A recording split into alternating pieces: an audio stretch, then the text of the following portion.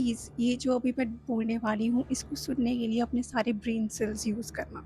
Last Sunday Delhi में 500 से ज़्यादा tribal communities different different tribal communities इकट्ठी हुई and they actually protested and for what? किसके लिए?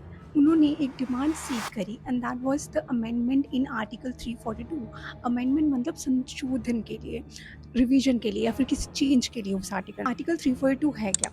देखिए, एससी और एसटी में बहुत डिफरेंट डिफरेंट कम्युनिटीज़ होती हैं, ठीक है? और उस कम्युनिटी की एक लिस्ट बनाई जाती है, ओके? और किसके पास है पावर उस लिस्ट को नोटिफ़ाई करने की? It's the president.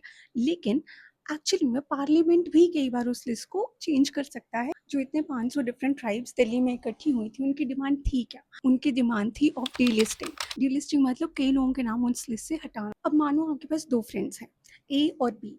ए जो है वो एक ट्राइबल कम्युनिटी से आ रहा है, वो हर तरह के कस्टम्स फॉलो करता है, रूल फॉलो करता है, एवरीथिंग। बी ने क्या करा, शेड्यूल्ड ट्राइब से वो फॉर सपोज क्रिश्चियनिटी में कन्वर्ट हो गए।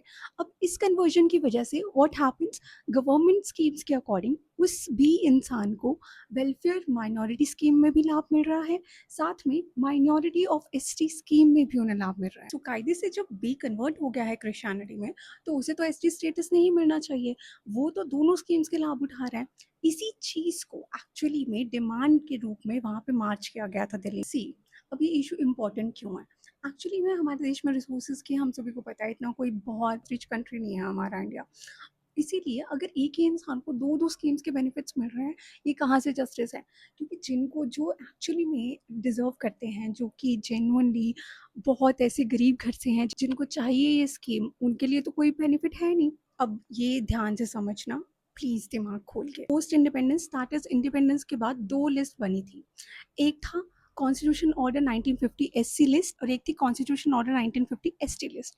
अब एससी लिस्ट में बहुत क्लियर था कि अगर आप रिलीजन चेंज कर रहे हो आपको बेनिफिट नहीं मिलेगा, but there was a loophole in constitution order ST list. इसके अकॉर्डिंग ऐसा कुछ नहीं लिखा गया था कि अगर आप रिलीजन चेंज कर रहे हो तो आपको बेनिफिट्स मिलेंगे एसटी के कि नहीं। That loop hole is clearly shown in paragraph 3। इसके बाद एक्चुअली में एक एडवाइजरी कमेटी बनाई तो थी 1950 में, बट उस एडवाइजरी कमेटी ने ये बोला कि एक्चुअली में ट्राइबल्स जो होते हैं दे फॉलो देयर कस्टम्स, और अगर आप किसी एसटी कम्युनिटी में ऑलरेडी हो तो मतलब आप ऑलरेडी ट्राइब से हो, but which was already a vague statement। इसे डिफाइन कर दूं, there was a committee called Luke community 1965 में फॉर्म हुई थी, और उन्होंने डिफाइन करा था कि एसटी होते कौन है। तो क्या क्या करेक्टरिस्टिक हैं एसटी होने के?